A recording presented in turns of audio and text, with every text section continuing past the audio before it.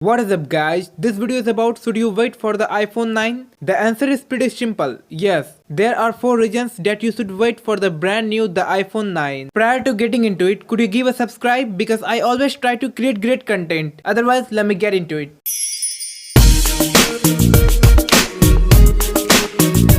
Reason number 1. The price. Typically iPhones are much expensive. Most of the rich can buy. But some people need cheaper iPhones like around $400. The iPhone 9 could also be cost at around $400. This iPhone is going to be much cheaper. That's why a lot of Apple fans are really curious about it. There are a lot of pretty awesome Android mobile phones in this price segment. But iPhones are meant to be expensive. If it literally came at around $400, it would be amazing. Reason number 2. The camera. The camera is also a majestic part of the iPhone that most of you guys go for them. It is a budget iPhone. The reason it could have a single rear camera as per the leaks. The iPhone 9 is said to have 12 megapixel main rear camera, same as the iPhone 11. Image sensor is the same. Image quality will also be same as the iPhone 11. It could also have a 7 megapixel front facing camera. Reason number 3. The chipset. The A13 Bionic chip is the latest chip for the iPhones. Apple does have included this chipset even in the iPhone 11 series. You are not oblivious to the price of the iPhone 11 series. They are so much expensive. According to the leaks, even iPhone 9 could be powered by A13 Bionic chip. In terms of performance, this is just like 11. Apple is about to make it a powerful device. This chipset can easily capture the 4K video at 60 frames per second. Image sensor is also capable of capturing the 4K video at 60 frames per second. Let's see the iPhone 9 could capture the 4K 60 or not. Reason number 4. The lighter iPhone.